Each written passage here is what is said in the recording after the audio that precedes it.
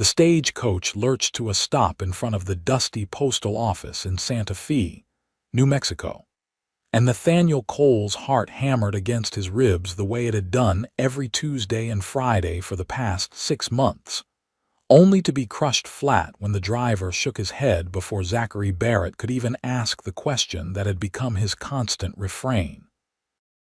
It was September 1882, and the late afternoon sun cast long shadows across the rutted Main Street, while Zachary stood there with his hat clutched between work-roughened hands, watching the passengers disembark with the same desperate hope that had kept him going through 182 days of waiting. Zachary had sent the money for Nora Chambers's passage back in March, along with a letter that had taken him 3 evenings to compose by lamplight in his small ranch house 15 miles outside of town. He had poured his heart into those careful words, describing the life he could offer her, the modest cattle operation he had built from nothing, and the loneliness that had finally driven him to answer the advertisement in the Boston newspaper his brother had sent him. Nora had written back with elegant penmanship that spoke of education and refinement, telling him she would arrive by June at the latest, that she was ready to leave behind a life of servitude in a wealthy household where she worked as a governess, that she dreamed of wide open spaces and a home of her own. June had come and gone, then July, blazing hot and merciless. August had dragged by like a wounded animal. Now September had arrived with cooler nights and the first hints of autumn color in the cottonwoods along the river, and still there was no sign of Nora Chambers. "Sorry, Zach," the stagecoach driver said, not unkindly. Tom Reynolds had been making this run for 12 years and had seen plenty of hopeful men waiting for mail-order brides who never arrived. "Maybe next time." Zachary nodded, his throat too tight for words. He settled his hat back on his head and turned away, aware of the pitying glances from the shopkeepers who had watched this ritual play out twice a week for half a year. At 26 years old, he had built a decent life for himself through backbreaking work and careful planning, but none of it meant anything without someone to share it with. His parents had died of cholera when he was 19. His brother had moved to California 3 years ago, and the ranch that should have been filled with the sounds of family held only silence and the distant lowing of cattle. He untied his horse from the hitching post and swung into the saddle, ready to make the long ride back to his empty house, when he heard a commotion behind him. A smaller coach, travel-worn and covered in dust, was rattling down the street at a reckless pace. The driver was shouting something, but Zachary could not make out the words over the clatter of hooves and wheels. The coach skidded to a stop in a cloud of dust, and before anyone could move to help, the door flew open, and a woman practically tumbled out onto the street. She was wearing a dark blue traveling dress that had seen better days, her blonde hair escaping from pins that had long since lost their battle, and she carried a carpet bag that looked as though it had been through a war. "Wait," she gasped, her voice hoarse and desperate. "Please wait. Is this Santa Fe? Is there a Zachary Barrett here? Please, someone tell me this is Santa Fe." Zachary felt as though the ground had dropped away beneath him. He dismounted so quickly he nearly stumbled, and when he spoke, his voice came out rough with 6 months of accumulated emotion. "I am Zachary Barrett." The woman's gray eyes found his, and in them he saw exhaustion, relief, and something that might have been fear. She took 3 unsteady steps toward him, then stopped, swaying slightly on her feet. "I am so sorry," she whispered. "I am Nora Chambers, and I am so very sorry I am late." Then her eyes rolled back and she collapsed. Zachary crossed the distance between them in 2 long strides and caught her before she hit the ground.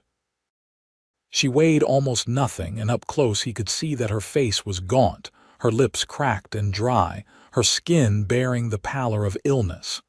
He scooped her up easily and turned to find half the town staring at him. "Doc Henderson," he barked to a young boy standing nearby. "Run and fetch him. Tell him to meet me at the hotel. Now." The boy took off at a sprint while Zachary carried Nora across the street to the Santa Fe Hotel, the finest establishment in town with its 2 stories and actual glass windows. Martha Henley, the proprietor, held the door open with wide eyes. "Put her in room 4, Martha said immediately. "I will bring up water and clean linens. Poor thing looks half dead."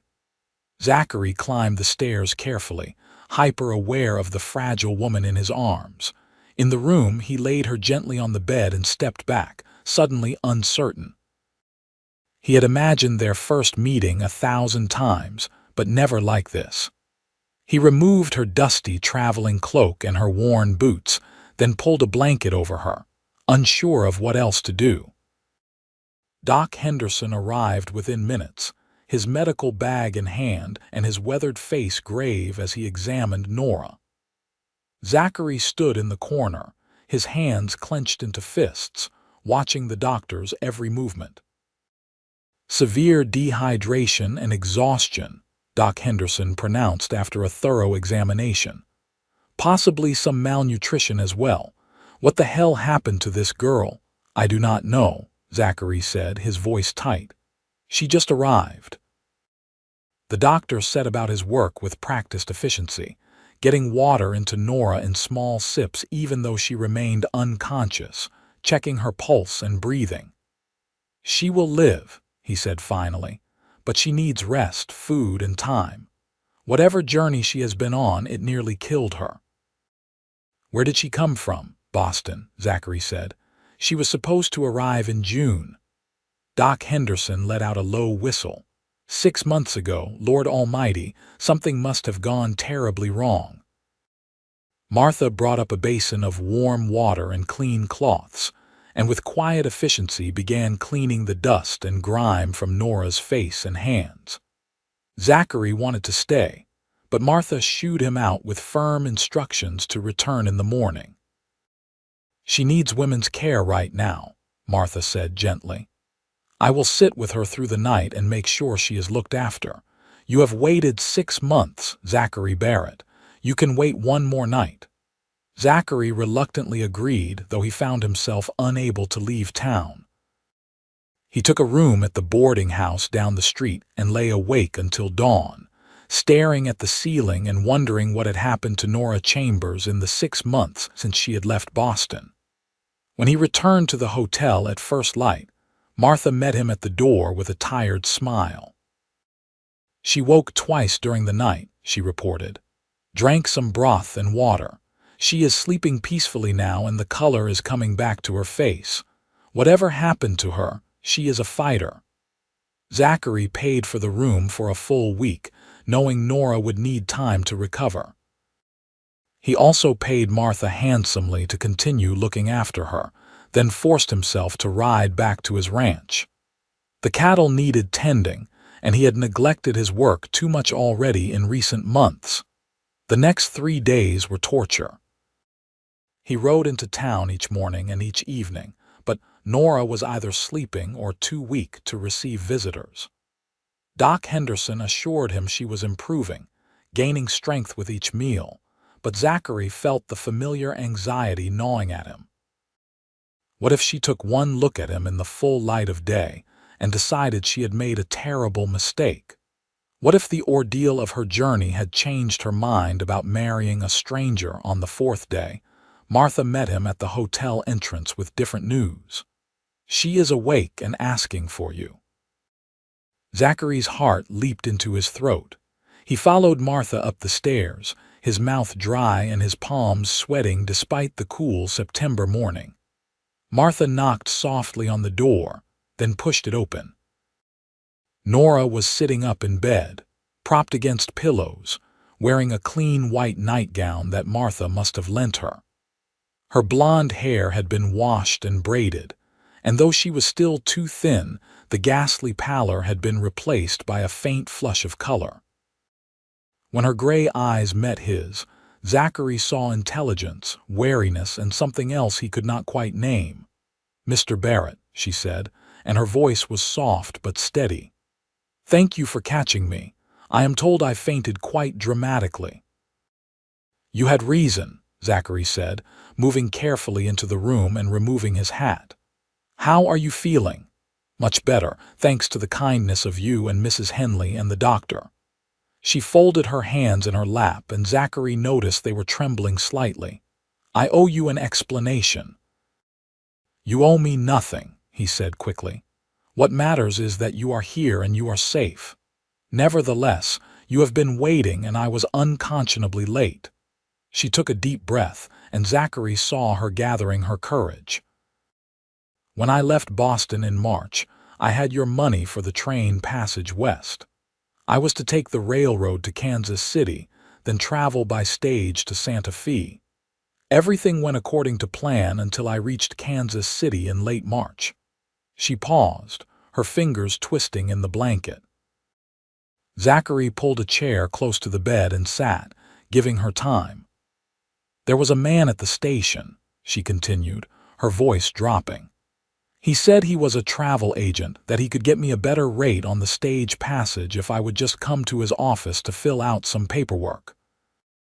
I was trying to be frugal, to save some of the money you had sent for supplies I would need when I arrived, so I went with him." Zachary felt ice forming in his stomach.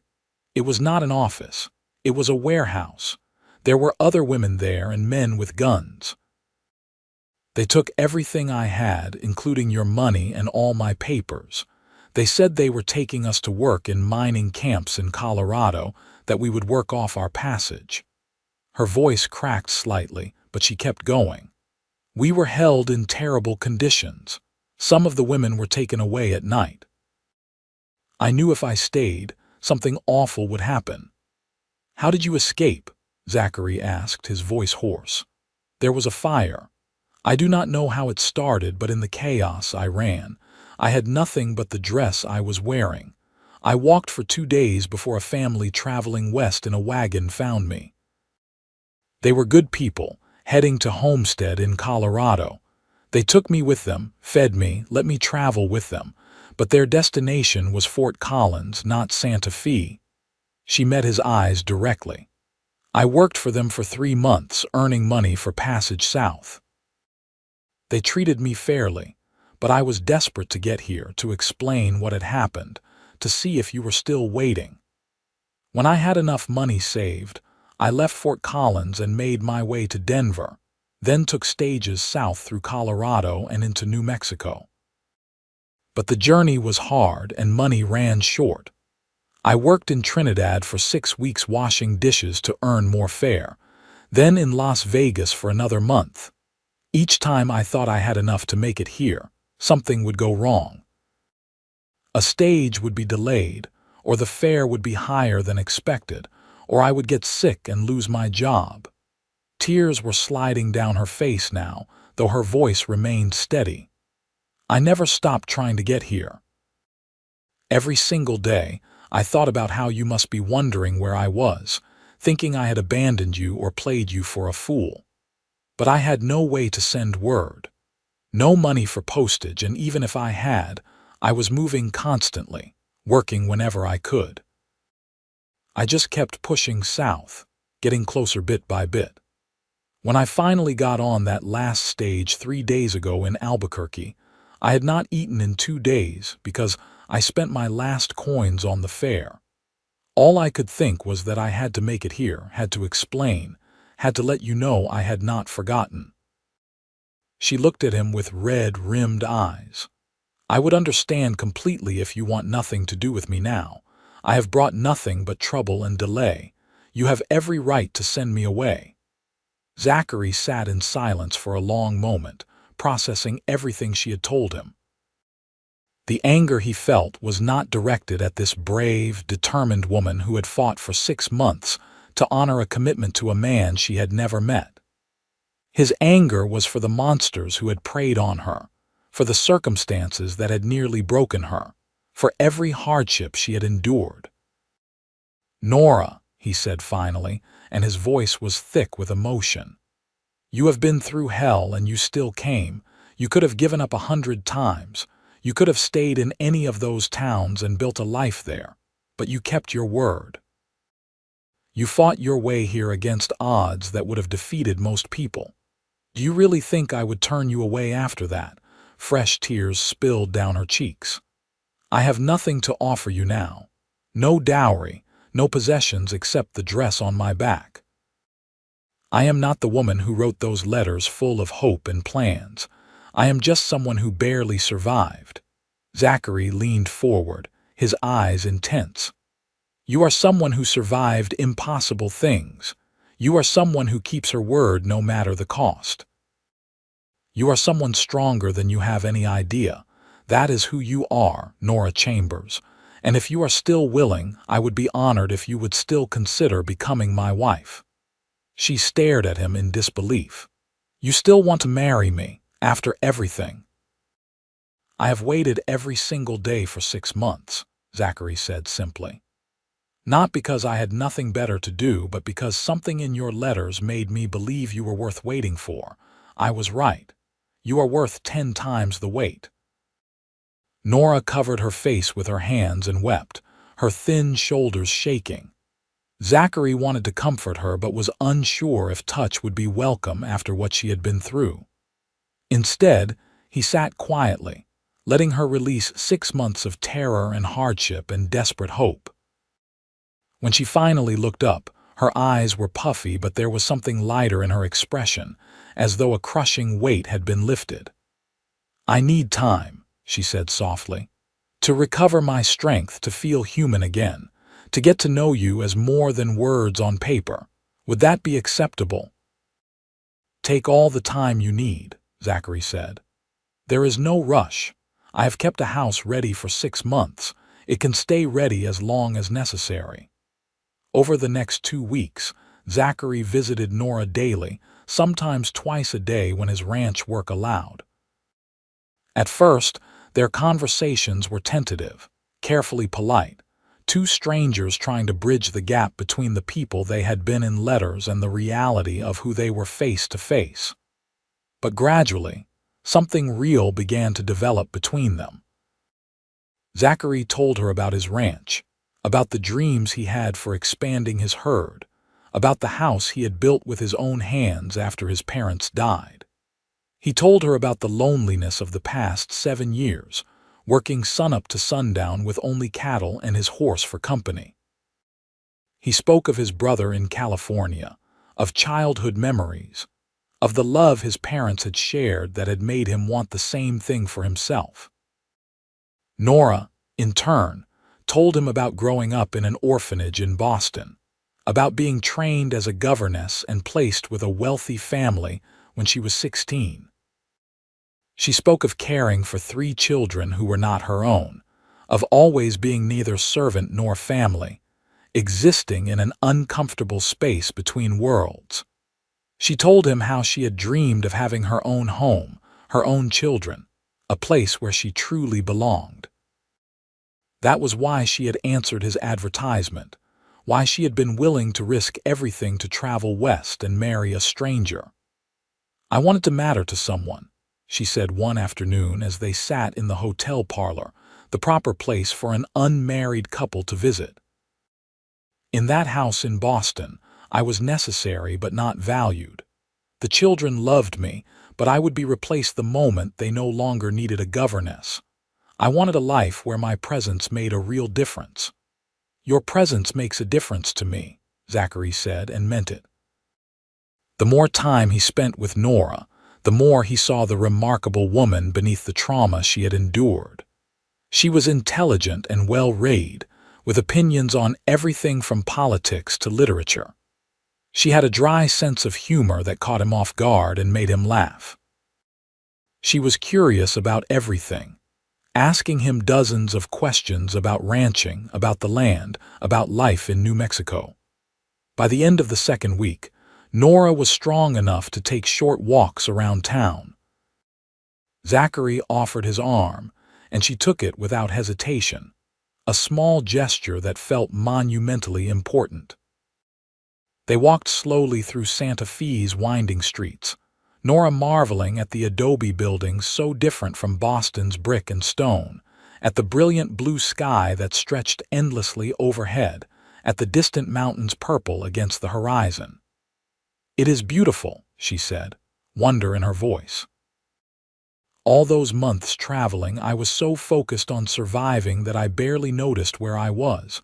But this is beautiful." "Would you like to see the ranch?" Zachary asked, his heart pounding. "Not to stay," he added quickly. "Just to visit, so you can see where you would be living if you still want to go through with our arrangement." Nora looked up at him, and for the first time he saw genuine warmth in her gray eyes. "I would like that very much." They rode out the next morning in a borrowed buggy, Martha Henley having insisted that Nora was not yet strong enough for horseback riding. The 15-mile journey took them through landscape that seemed to captivate Nora completely. She exclaimed over everything.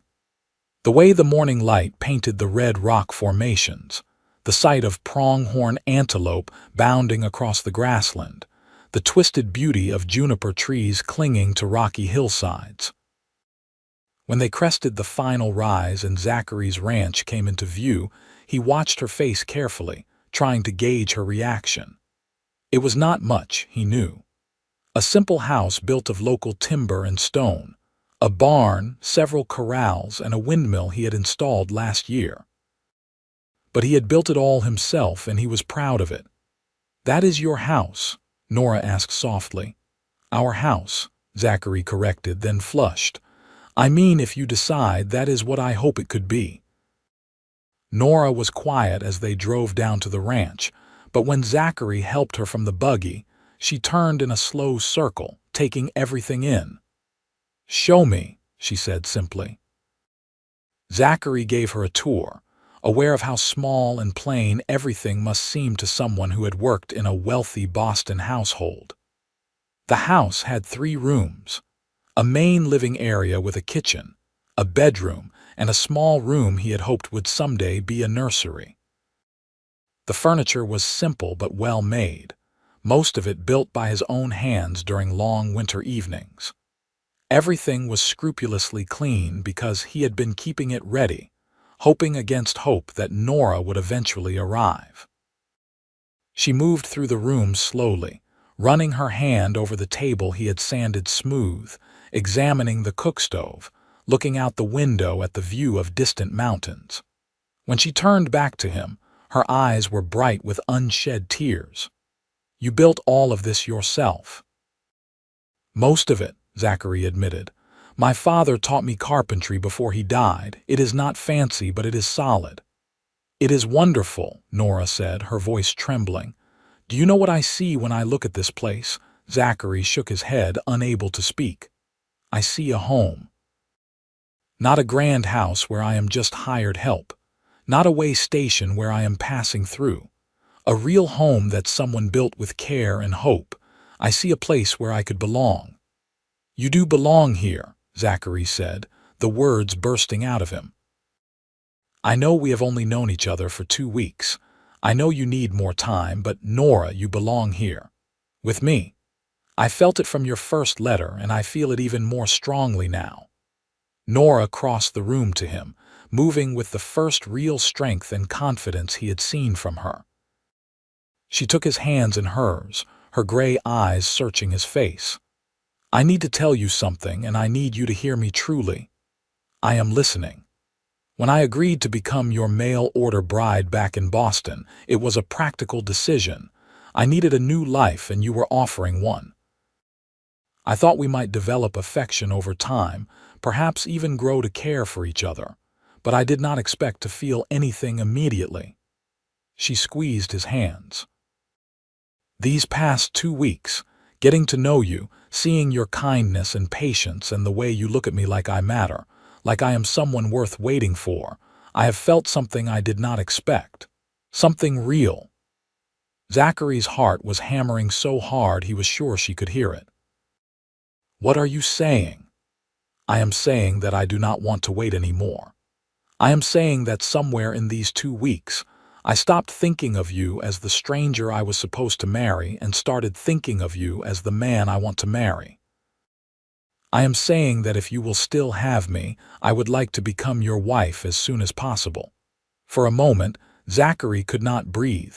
Then he pulled her into his arms, holding her gently, mindful of how fragile she still was. "Are you sure? You do not have to rush. We can take all the time you need." Nora pulled back just enough to look up at him, and she was smiling, a real smile that transformed her entire face. "I am sure. I have been waiting 6 months to get here, 6 months of hell and hardship. I do not want to wait another day to start the life I came here to build. With you."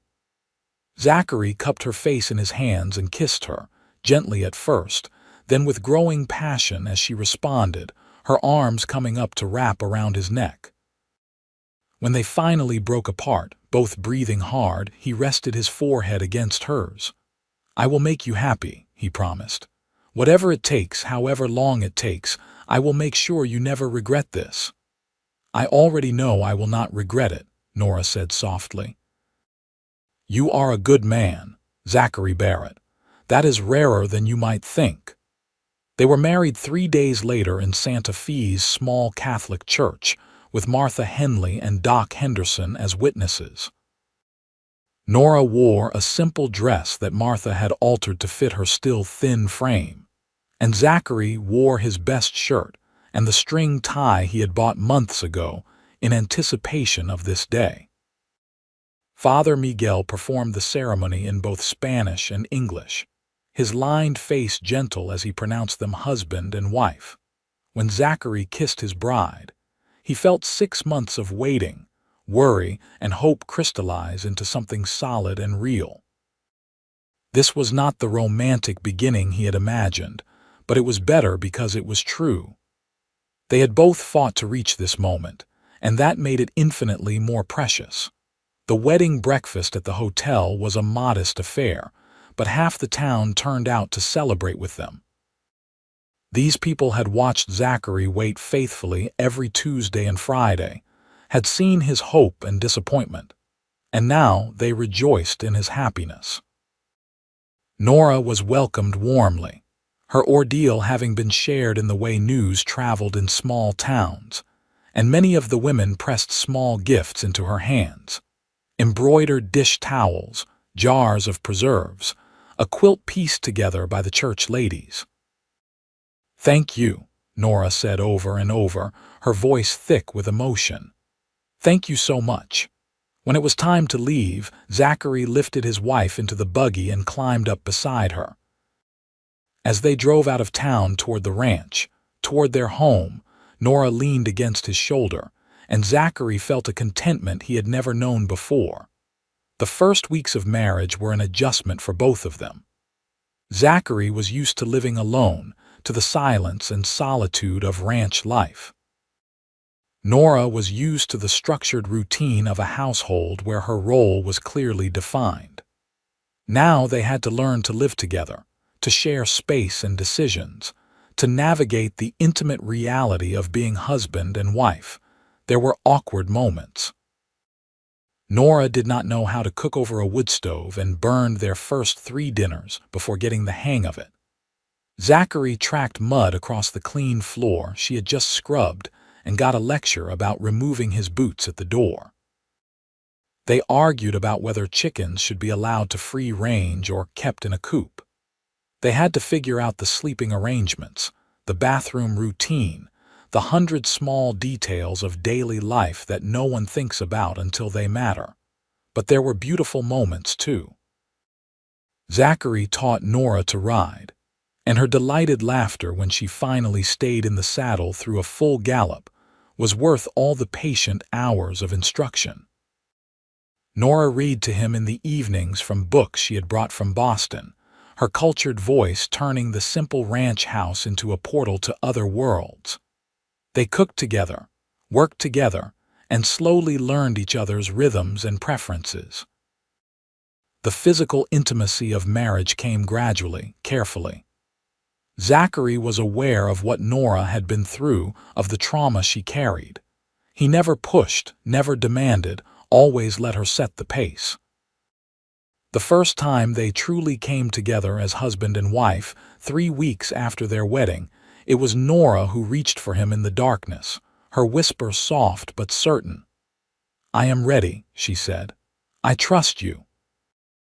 Zachary made love to his wife with reverence and tenderness, determined to replace bad memories with good ones, to show her that intimacy could be something beautiful. When she cried afterward, he held her close and let her tears soak his shoulder, understanding that they were not tears of sorrow but of release, of healing, of finally feeling safe. As September turned to October and the aspens blazed gold in the mountains, Nora bloomed like a flower finally given water and sunlight. She gained weight, her face filling out and her body becoming strong from ranch work. She took over the vegetable garden that Zachary had neglected, coaxing late-season crops from the tired soil. She learned to milk the cow, feed the chickens, and even helped with the lighter ranch work, insisting she wanted to be a true partner, not just a housewife. Zachary fell more in love with her every day. She was nothing like he had imagined from her letters and everything better. She was fierce and funny and stubborn. She sang while she worked, off-key but enthusiastic. She had opinions about everything and was not afraid to argue with him when she thought he was wrong. She transformed his lonely house into a home filled with warmth and laughter and life. One evening in late October, they sat on the porch watching the sun set behind the mountains, and Nora said quietly, "I never thought I could be this happy." Zachary pulled her closer, his arm around her shoulders. "Neither did I." "Do you ever think about what would have happened if I had arrived in June as planned?" she asked. "If none of the bad things had happened, sometimes," Zachary admitted. "But then I think that maybe we needed that time. I needed to prove to myself that I was willing to wait, that this was not just about convenience or loneliness. And maybe you needed to see that I was the kind of man who would wait, who would not give up on you even when any reasonable person would have assumed you were not coming." Nora tilted her head to look up at him. "That is a wise way to see it. Or maybe I am just trying to make sense of 6 months of misery," he said with a smile. She laughed and kissed him. "Either way, we are here now. That is what matters." November brought the first snow, light dustings that melted by afternoon, but signaled the approach of winter. Zachary worked long hours preparing the ranch for the cold months ahead, repairing fences, stocking hay, making sure the cattle had adequate shelter. Nora helped where she could and worked inside when she could not, preserving the last of the garden harvest, sewing warmer clothes for both of them, preparing their home for the season ahead.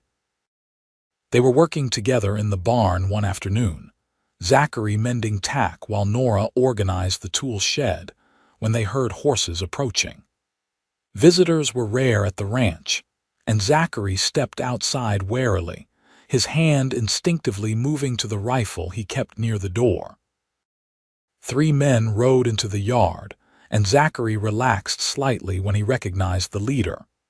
James Thornton owned the neighboring ranch 10 miles to the east, and while they were not close friends, they maintained good neighborly relations.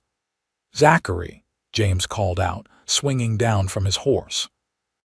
"Sorry to bother you, but we have got a problem." "What kind of problem?" "Cattle rustlers. They hit my place 2 nights ago, made off with about 30 head. Pete Carson lost 20 the week before. We are organizing a group to track them down and get our stock back. Figured you might want to join us, since your place could be next on their list." Zachary frowned. Rustling was a constant threat in ranching country, and a man who did not defend his property would not keep it long. But he glanced back at the barn where Nora was working, thinking about leaving her alone. As if summoned by his thoughts, Nora emerged from the barn, wiping her hands on her apron. Her eyes took in the three armed men, and Zachary saw her shoulders tense. "Afternoon, madam," James said, tipping his hat. "You must be the bride we heard about. Pleased to meet you." "Nora Barrett," she said, coming to stand beside Zachary. "Is there trouble?" "Rustlers," Zachary said briefly. "James wants me to join a group tracking them." Nora's expression tightened, but she nodded. "Of course.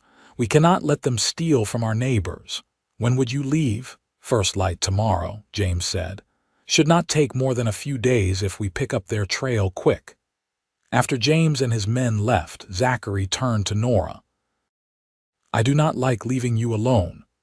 "I will be fine," she said firmly. "I am not helpless, Zachary. I survived 6 months of hell to get here. I can handle a few days alone on the ranch." "It is not your capability I doubt," Zachary said. "I just do not like the thought of you being here without protection." Nora raised an eyebrow. "Then teach me to shoot." They spent the rest of the afternoon on the far side of the barn, Zachary showing Nora how to load, aim, and fire both the rifle and his revolver.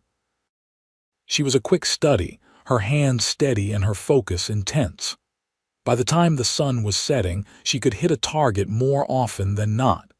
"You have a natural talent," Zachary said, impressed. "I have motivation," Nora corrected. "I will not be helpless again, not ever." That night, they lay in bed holding each other, neither wanting to sleep and waste the precious hours before Zachary had to leave. "I will be back as soon as I can," he promised. 3 days, 4 at most." "I know," Nora said. "Just be careful." "I did not fight this hard to find you only to lose you to some cattle thieves." "You will not lose me," Zachary said, kissing her forehead. "I promise." He rode out at dawn with James Thornton and 8 other ranchers, following the trail of stolen cattle north toward the Colorado border. The tracking was slow work, the rustlers having tried to cover their trail, but the experienced ranchers pieced together the signs. They found the rustlers' camp on the 3rd day, tucked into a canyon with the stolen cattle penned in a makeshift corral. The confrontation was brief and brutal. The rustlers, 6 rough men who clearly had done this before, chose to fight rather than surrender. Shots were exchanged, and when the smoke cleared, 2 rustlers were dead, 3 were wounded and captured, and 1 had escaped on horseback. On the rancher's side, James Thornton had taken a bullet in the shoulder, and Pete Carson had been grazed across the ribs. They recovered all the stolen cattle, doctored the wounded as best they could, and began the long journey back to Santa Fe with their prisoners. By the time Zachary rode into his ranch yard 4 days after leaving, he was exhausted, filthy, and desperate to see his wife. Nora must have heard the horses because she came running from the house before he had even dismounted. He caught her in his arms, holding her tight, breathing in the scent of her hair and feeling the tension of the past 4 days drain away. "Thank God," she whispered against his chest. "Thank God you are safe." "I promised I would come back," he said. "How are things here?" "Quiet," she said. "Lonely. I missed you terribly." They went inside together, and Nora insisted on heating water for a bath while she made him a hot meal. As Zachary soaked away the trail dust, he told her about the confrontation with the rustlers, about recovering the cattle, about James Thornton's injury. "Will he be all right?" Nora asked, concern in her voice. "Doc Henderson was patching him up when I left town. It looked like a clean wound. He should recover fine." Later, clean and fed and in bed with his wife curled against him, Zachary said, "Those 4 days apart made me realize something." "What is that?" "I never want to be away from you again. Not for rustlers, not for anything.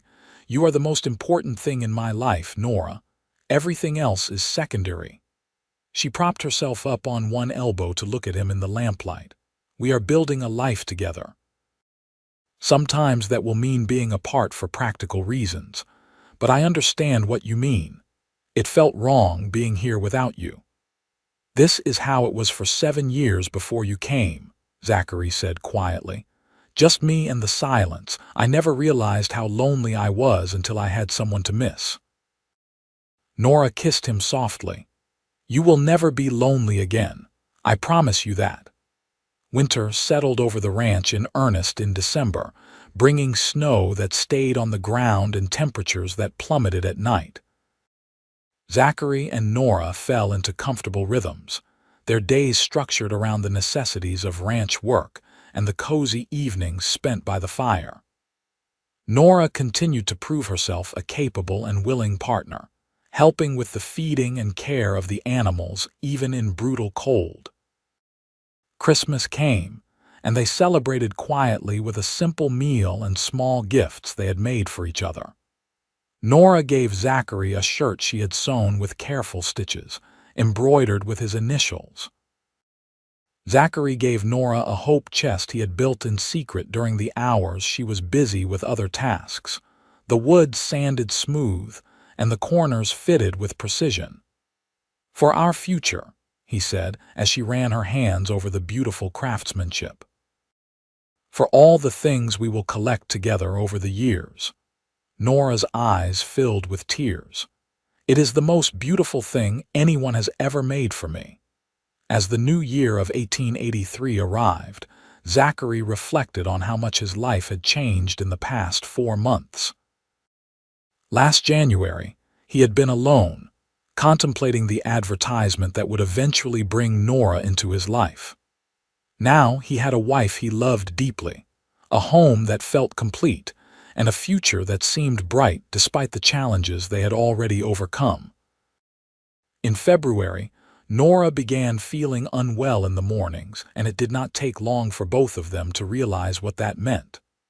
Doc Henderson confirmed her suspicions on a trip to town, his weathered face breaking into a wide smile.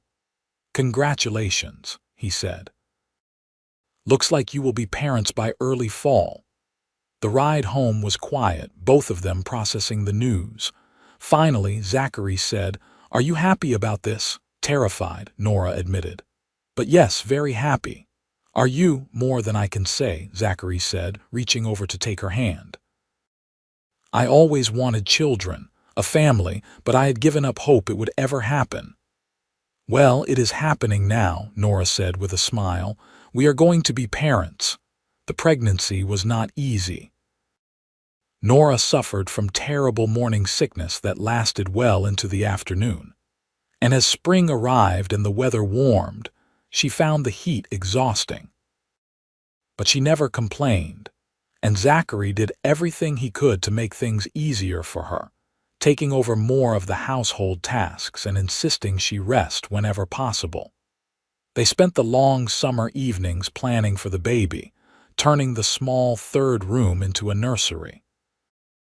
Zachary built a cradle from smooth pine, rocking it gently to test its balance while Nora sewed tiny clothes and blankets.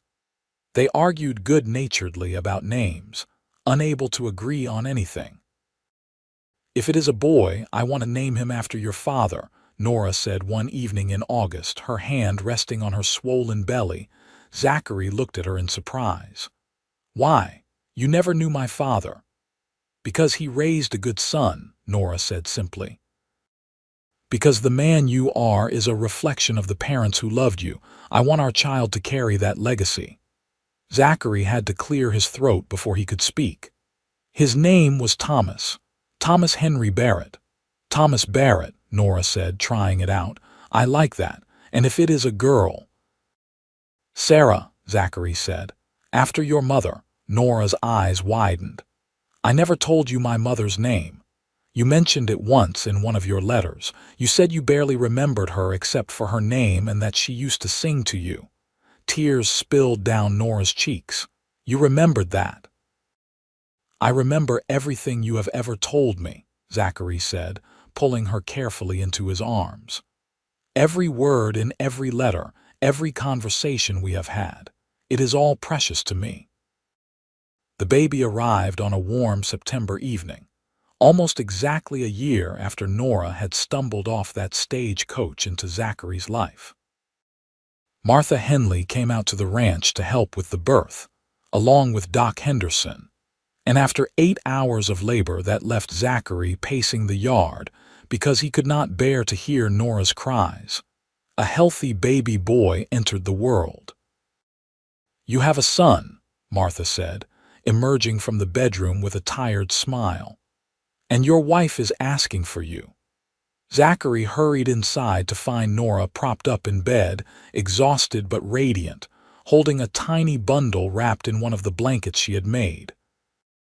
She looked up at him with such love and pride that Zachary felt his throat close with emotion. "Come meet Thomas," she said softly. Zachary sat carefully on the edge of the bed and looked down at his son. Thomas had a cap of dark hair and his mother's delicate features, and as Zachary watched, the baby's eyes fluttered open to reveal blue-gray eyes that seemed to look right at him. "Hello, son," Zachary whispered, reaching out to touch one tiny, perfect hand. Thomas's fingers closed around his father's finger with surprising strength, and in that moment, Zachary fell completely in love for the second time in his life. "He is perfect," Zachary said, looking at Nora. "You are amazing. I cannot believe you did this." "We did this," Nora corrected gently. "We made this miracle together." The first months of parenthood were exhausting and wonderful. Thomas was a healthy baby with strong lungs and firm opinions about when he wanted to eat and sleep. Nora threw herself into motherhood with the same fierce determination she brought to everything, though Zachary could see the toll the sleepless nights were taking on her. "Let me take him," he would say in the dark hours of early morning when Thomas woke crying. "You need to rest." "I need to feed him," Nora would counter, but she would lean against Zachary while she nursed their son, drawing strength from his presence.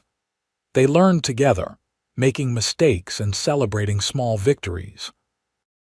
Thomas's first smile, his first laugh, the way he would track them with his eyes as they moved around the room, all these moments felt miraculous.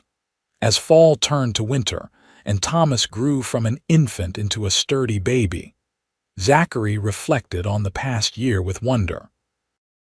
They had survived challenges he never could have anticipated, and their love had grown deeper through it all. One evening in early December, with Thomas sleeping peacefully in his cradle and snow falling softly outside, Nora and Zachary sat by the fire talking about the future. "I want more," Nora said quietly. "More children, I mean. Is that foolish?" "Not foolish at all," Zachary assured her. "I want that too, a house full of children if we are blessed with them." "I never had siblings," Nora said. "Growing up in that orphanage, then being sent to work as a governess, I was always alone. I do not want that for Thomas. I want him to have brothers and sisters." "Then that is what we will work toward," Zachary said, pulling her close. "We will build the family neither of us had growing up. We will fill this house with love and laughter." The years that followed were full and rich. In 1884, a daughter arrived, and they named her Sarah just as they had planned.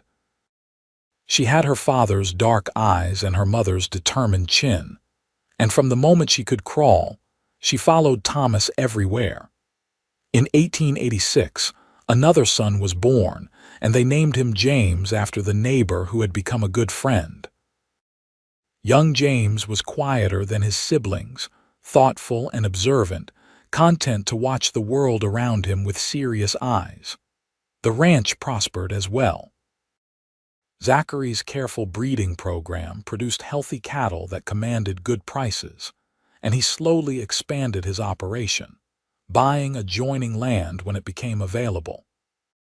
Nora proved to have a head for figures and took over managing the ranch accounts, freeing Zachary to focus on the physical work he loved. They built an addition onto the house to accommodate their growing family, adding 2 more bedrooms and expanding the kitchen. They bought a piano when they visited Santa Fe one year, and Nora taught all 3 children to play, the house filling with music in the evenings. Life was not without challenges. In 1887, a late spring blizzard killed several head of cattle and destroyed part of the barn. They rebuilt, working side by side in the mud and cold. In 1888, Thomas broke his arm falling from a horse, giving them all a scare but teaching him to be more careful. In 1889, drought threatened the ranch along with everyone else in the region, and they had to dig deeper wells and carefully manage every precious drop of water. But through it all, their love sustained them. Zachary and Nora had built something real and lasting, a partnership based on mutual respect, shared dreams, and deep affection that had grown into profound love over the years. In the fall of 1890, 8 years after Nora had arrived in Santa Fe, they stood together on the porch of their expanded house, watching their 3 children play in the yard. Thomas, now 7, was teaching 6-year-old Sarah to rope fence posts while 4-year-old James watched intently, waiting for his turn. "Do you ever think about that day you arrived?" Zachary asked, his arm around Nora's waist. "Sometimes," Nora said. "It feels like a lifetime ago. Like it happened to different people."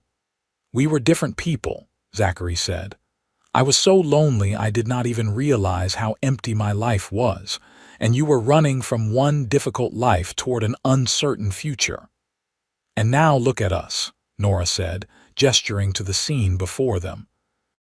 3 beautiful children, a thriving ranch, a home filled with love.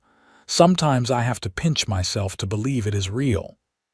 "It is real because we made it real," Zachary said. "Because you fought for 6 months to get here, and because I was stubborn enough to wait. Because we both refused to give up on something we believed in, even when it seemed impossible." Nora turned to face him, her gray eyes still as beautiful as the day he had first seen them. "I would go through it all again, every terrible moment, if I knew it would lead me here. To you. To this life. You will never have to," Zachary promised, kissing her forehead. "From now on, we face everything together." As if to prove the universe had a sense of humor, 2 weeks later Nora discovered she was pregnant again. This time, the pregnancy was easier, perhaps because she knew what to expect or because her body was stronger now. In the spring of 1891, twin girls arrived, surprising everyone. They named them Grace and Hope, and the names felt appropriate for children born into a family built on second chances and stubborn faith. With 5 children now filling the house with noise and chaos, life became even busier. Thomas, at 8, took his role as oldest brother seriously, helping with his younger siblings and learning ranch work from his father. Sarah was fearless and adventurous, keeping everyone on their toes. James remained the quiet one, but his observations were often surprisingly insightful. And the twins, while still babies, already showed distinct personalities. Grace sunny and easygoing, while Hope was more serious and demanding. Zachary expanded the cattle operation further, hiring 2 ranch hands to help with the increased workload. The ranch that had once supported just him now provided for a family of 7, plus employees. He took fierce pride in knowing that his children would never experience the loneliness he had known, that they were growing up surrounded by love and siblings, and a sense of belonging. Nora thrived as a mother, though Zachary knew the constant demands of 5 children exhausted her. He made sure she had help, insisting she hire a girl from town to assist with the housework and the twins. He also made sure they had time alone together, arranging for Martha Henley to watch the children once a month, so he could take Nora to dinner in Santa Fe or on long rides across the ranch, just the 2 of them reconnecting. "You take such good care of me," Nora said one evening as they rode back from a picnic by the river, just the 2 of them enjoying a rare afternoon alone while the children were with Martha. "You take care of everyone else," Zachary said. You deserve to be taken care of too." "I never imagined being this happy," Nora said, echoing words she had spoken years before. "When I was in Boston, working for that family, I used to watch the mother with her children and wonder what it would be like to have my own. But I could not have imagined this: 5 beautiful children and a husband who loves me, a home that is truly mine." "Ours," Zachary corrected with a smile. "Everything I have, everything I am, is ours."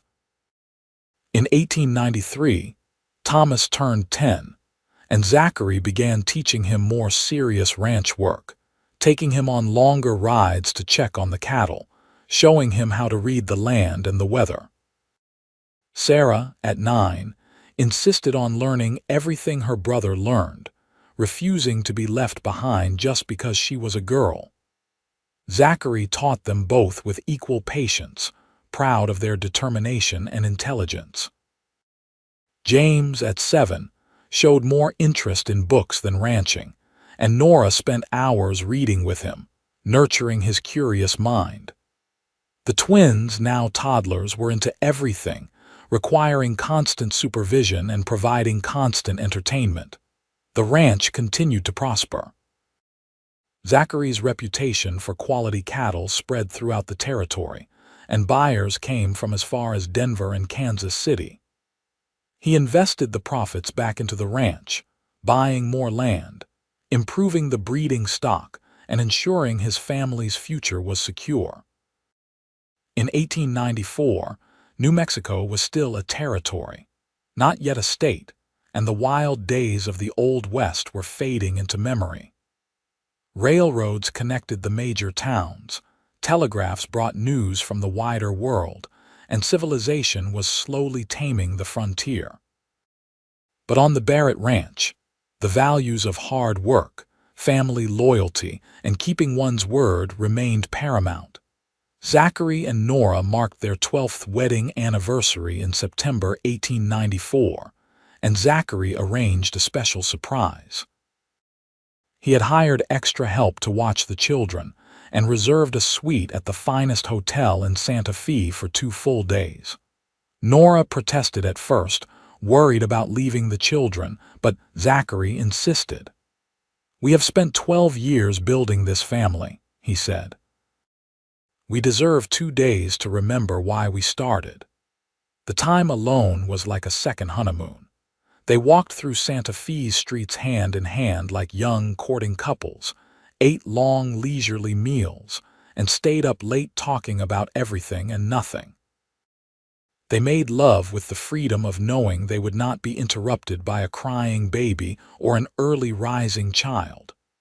"Thank you for this," Nora said on their last evening at the hotel, curled against Zachary's side in the big, comfortable bed. "For remembering that we are not just parents and ranchers, but also husband and wife." "I could never forget that," Zachary said, playing with her hair, still golden though now streaked with a few silver threads.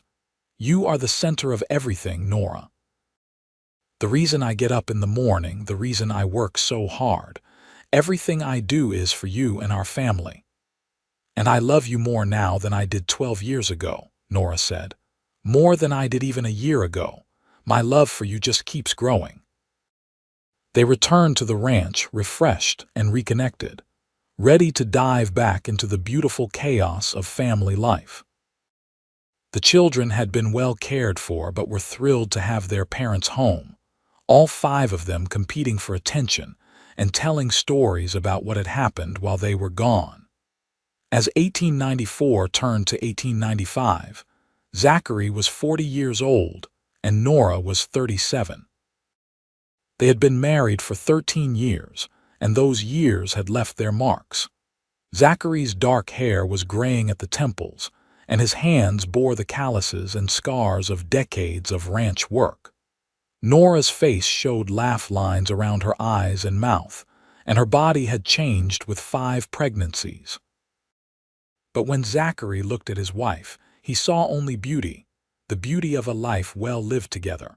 Their children were growing up strong and healthy. Thomas, at 12, was nearly as tall as his mother and showing the promise of his father's height and build. Sarah, at 11, was turning into a capable young woman who could rope a calf as well as bake bread. James, at 9, remained the scholar of the family, his room filled with books borrowed from anyone who would lend them. And the twins, now 4 years old, were a matched pair of mischief and delight. In the summer of 1895, Zachary's brother Marcus finally came to visit from California, bringing his wife and 3 children. It was a joyful reunion, the 2 brothers not having seen each other in 12 years. Marcus marveled at the ranch Zachary had built, at the thriving family he had created. "You found exactly what you were looking for," Marcus said as they sat on the porch one evening, watching the combined 8 children play together in the yard. "I am so glad for you, Zach." "It was not easy," Zachary admitted.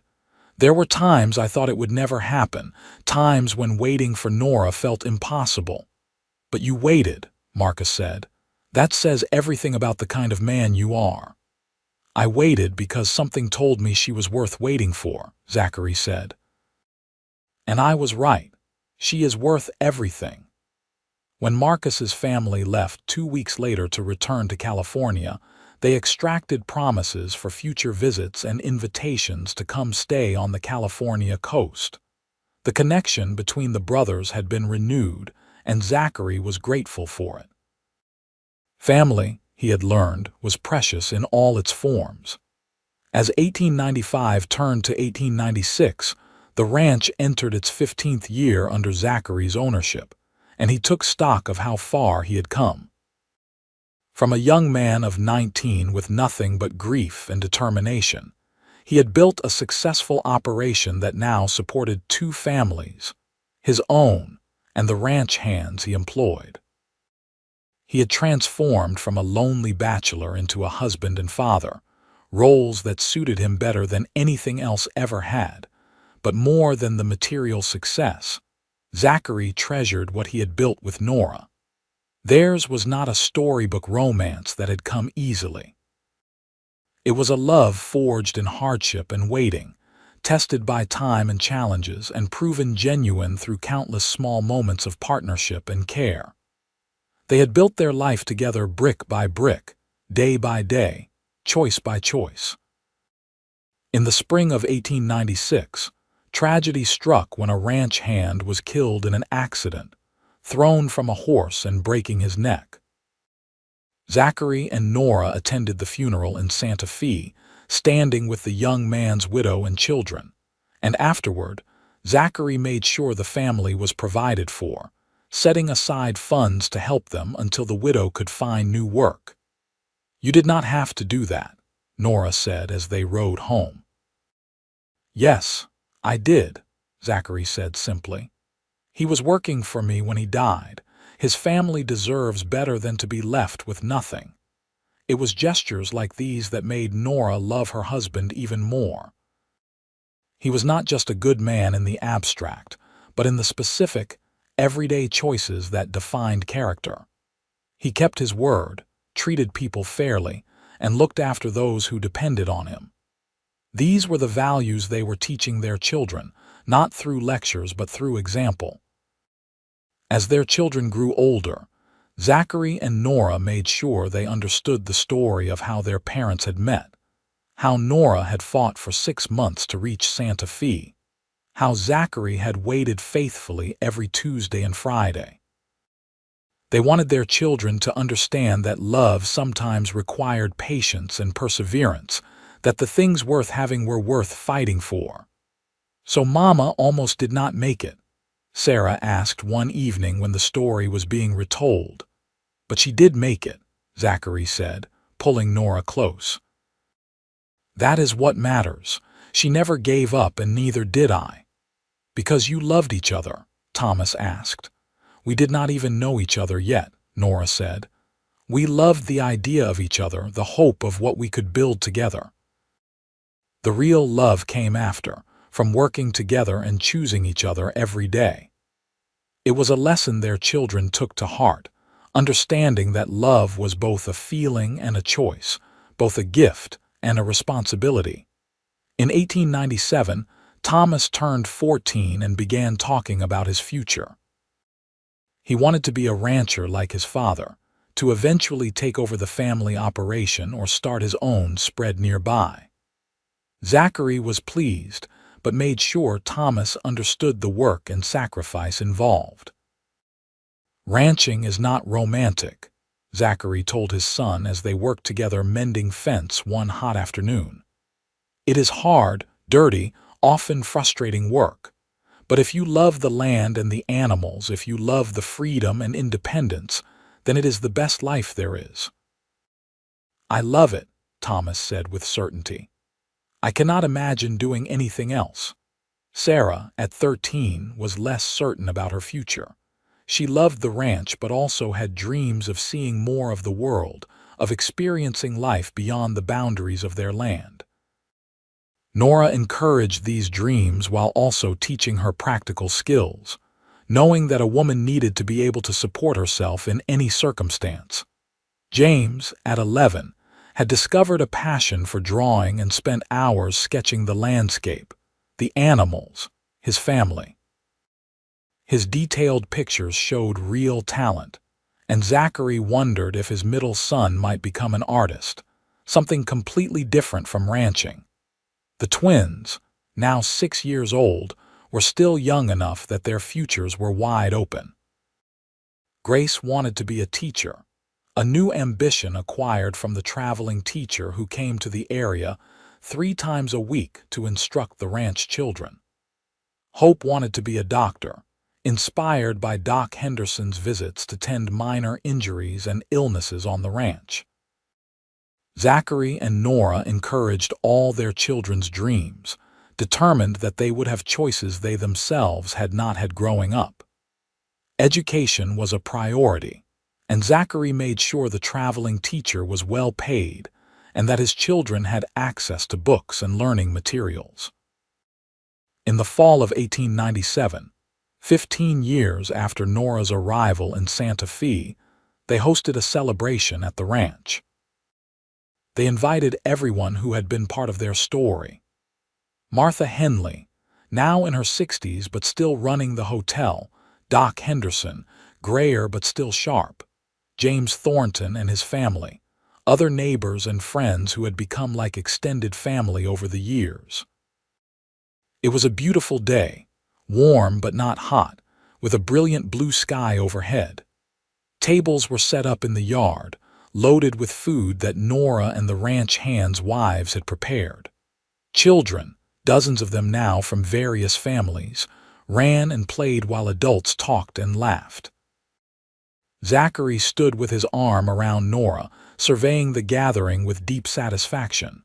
This was what life was supposed to be: family, friends, community, all the connections that made existence meaningful. "Speech," someone called out, and others took up the cry. Reluctantly, Zachary stepped forward, uncomfortable with being the center of attention but knowing it was expected. He looked at Nora, drew strength from her encouraging smile, and began to speak. 15 years ago, I was a lonely man with a decent ranch and an empty house. I took a chance on something that seemed crazy at the time, sending money to a woman I had never met and asking her to travel across the country to marry me. When she did not arrive as expected, everyone told me to give up, to accept that she was not coming. But something told me to wait, so I did. I waited every single day for 6 months, and it was the best decision I ever made.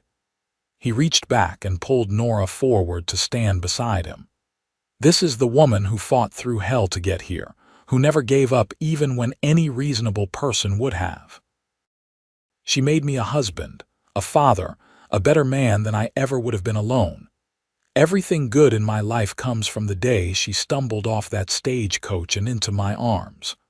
Nora was crying openly now, but she was smiling too. Zachary continued, his voice thick with emotion.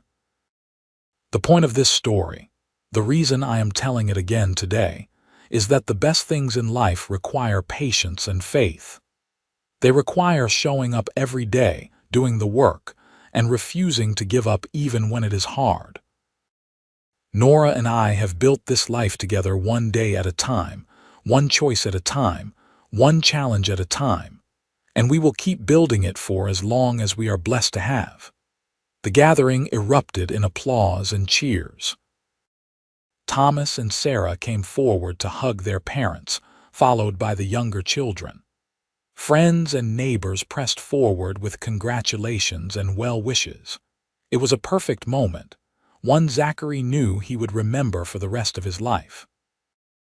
As the afternoon stretched into evening and the gathering gradually dispersed, families heading home before dark, Zachary and Nora found themselves alone on the porch, watching the sun paint the mountains gold and crimson. 15 years, Nora said softly. Sometimes it feels like yesterday, and sometimes it feels like we have always been together. Both things are true, Zachary said. Time is strange that way. Do you ever regret it? Nora asked, waiting for me, taking a chance on someone you had never met. Zachary turned to face her, cupping her face in his hands. Not for one single second. You are the best thing that ever happened to me, Nora Barrett. Waiting for you taught me patience. Living with you has taught me love. Raising our children together has taught me joy. I would wait 6 months again, 6 years, whatever it took. You will not have to, Nora said, echoing words he had spoken to her years before. I am here and I am not going anywhere. We are together for the rest of our lives. They stood there as the sun sank below the horizon, and the first stars appeared in the darkening sky. Two people who had found each other against long odds and built something lasting. Behind them, the house they had expanded room by room stood solid and welcoming. Inside, their children were settling for the evening, the sounds of their voices a comforting backdrop. Around them, the ranch stretched away in all directions, land they had worked and improved and made productive through years of effort. It was not perfect. There would be more challenges ahead. Children to raise through adolescence and into adulthood, ranch operations to manage through good years and bad, the inevitable hardships that life brought to everyone. But they would face it all together, partners in the truest sense of the word. As the years continued to pass, Zachary and Nora aged gracefully together. They celebrated anniversaries and birthdays, watched their children grow and begin to forge their own paths. Thomas eventually took over much of the day-to-day ranch operations, learning everything his father could teach him. Sarah, true to her restless spirit, married a merchant from Santa Fe and moved to town, though she visited the ranch frequently. James went away to study art in Denver, returning home with a wife and a determination to capture the beauty of New Mexico in his paintings. Grace became a teacher as she had dreamed, working in the one-room schoolhouse that served the ranching community. Hope pursued her medical ambitions, eventually training as a nurse since full medical school was difficult for women to access. But she made a real difference in the community with her skills and dedication. Through it all, Zachary and Nora remained the steady center of their expanding family. Grandchildren arrived, filling the ranch with new generations of laughter and life. The house was expanded again to accommodate family gatherings. The ranch continued to prosper under Thomas's capable management, with Zachary stepping back gradually to advisory role as his body reminded him he was no longer young. In 1907, 25 years after Nora's arrival in Santa Fe, they celebrated their silver anniversary with another big gathering. Now in their 50s, Zachary and Nora had weathered more than 2 decades of marriage, emerging with a love that had only deepened with time. Their children, now all adults, organized the celebration, determined to honor the parents who had given them such a strong foundation. 25 years Marcus said, having traveled from California for the occasion. I remember when you were so lonely you were desperate enough to send for a mail-order bride. Look at you now. Best desperation move I ever made, Zachary said with a laugh. Though Nora might argue she is the one who made the desperate move, agreeing to marry someone she had never met.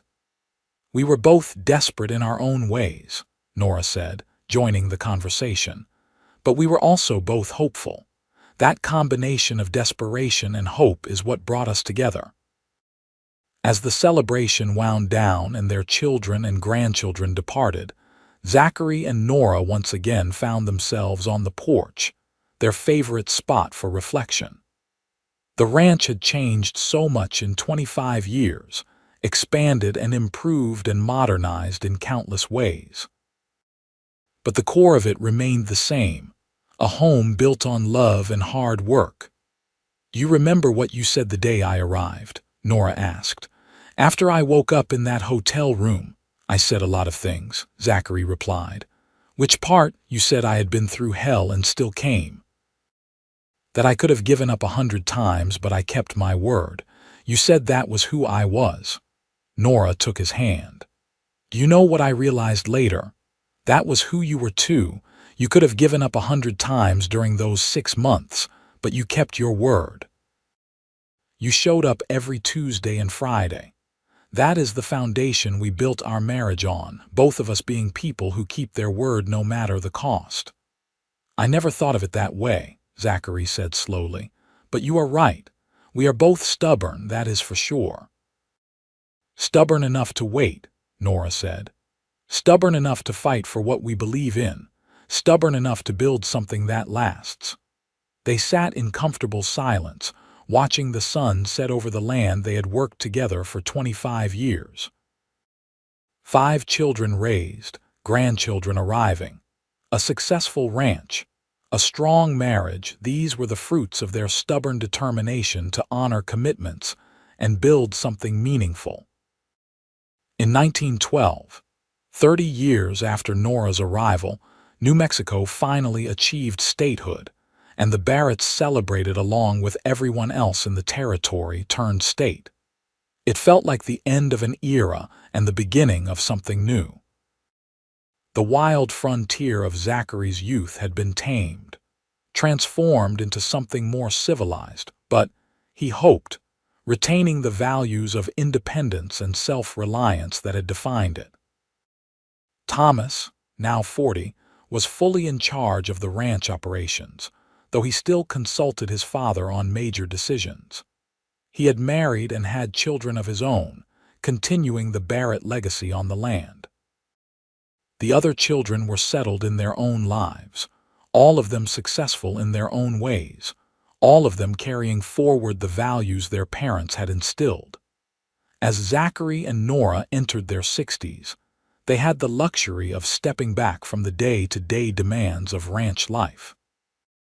They took trips they had never had time for before, visiting Marcus in California, traveling to Denver to see James's art exhibitions, spending time with each of their children and growing collection of grandchildren.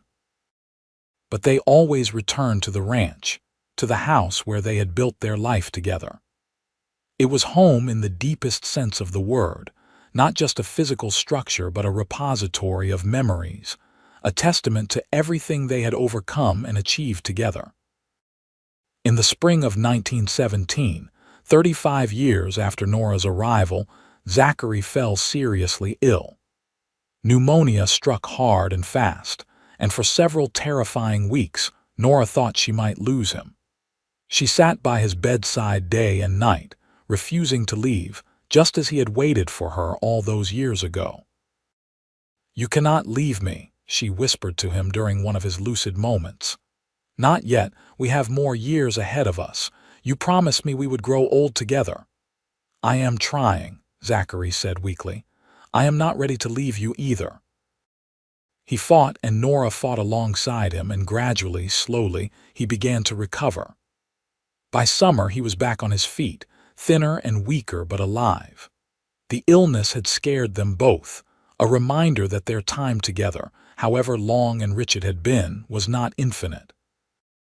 "We need to appreciate every day," Nora said as Zachary regained his strength.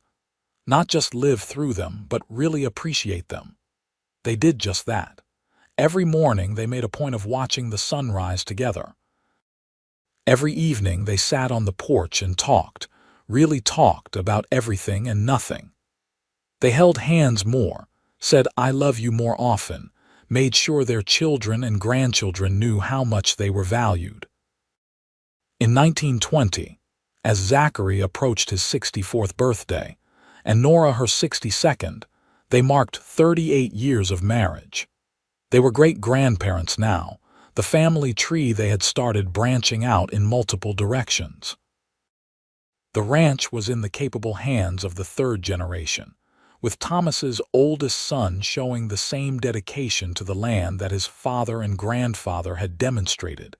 Sitting on their porch one evening, Zachary said, "I have been thinking about that day you arrived. That moment when you stumbled off the coach and asked if anyone knew Zachary Barrett. I was so scared," Nora admitted. "Scared you would take one look at me, half-starved and filthy from months of traveling, and send me away. I thought you were the most beautiful thing I had ever seen," Zachary said. "Not because of how you looked, though even exhausted and ill you were lovely, but because you had made it. Against all odds, through unimaginable hardship, you had kept your promise. That kind of strength and determination, that is the most beautiful thing in the world. And you waited," Nora said, "every single day for 6 months. Martha told me later that the whole town was taking bets on when you would give up, but you never did." "I could not give up on you," Zachary said simply.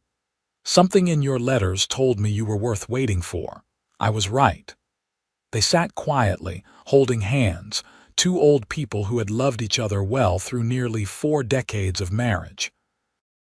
They had started as strangers brought together by circumstance and hope, and they had become true partners, building a life and a legacy that would outlast them both.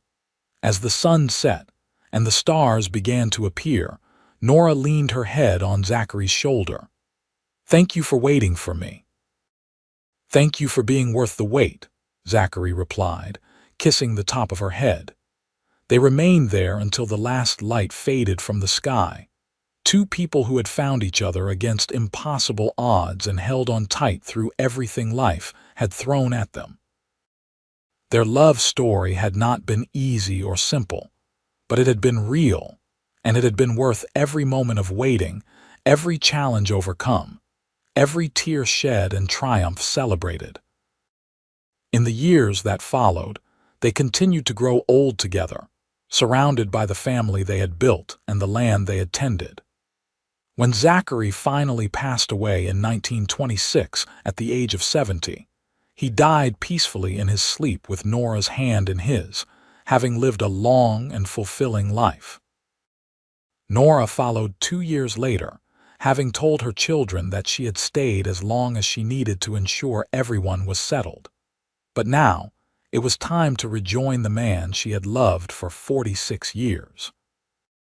They were buried side by side on a hill overlooking the ranch, their graves marked with simple headstones that told the basic facts of their lives. But the real monument to their love was all around. The thriving ranch, the strong family, the values passed down through generations. They had started with nothing but hope and determination, and they had built something that would last long after they were gone. Their great-grandchildren would tell the story of Zachary and Nora to their own children. The mail-order bride who arrived 6 months late, and the cowboy who waited every single day, and how their love had created a legacy that spanned generations. It was a reminder that the best things in life were worth waiting for, worth fighting for, worth building with patience and faith and stubborn determination. And on quiet evenings, when the setting sun painted the mountains gold and the wind whispered through the cottonwoods, those who worked the ranch swore they could still feel the presence of Zachary and Nora. Two souls who had found each other against impossible odds and had loved each other well until the very end. Their love story a testament to the power of keeping one's word, of waiting with hope, and of building a life together one day at a time.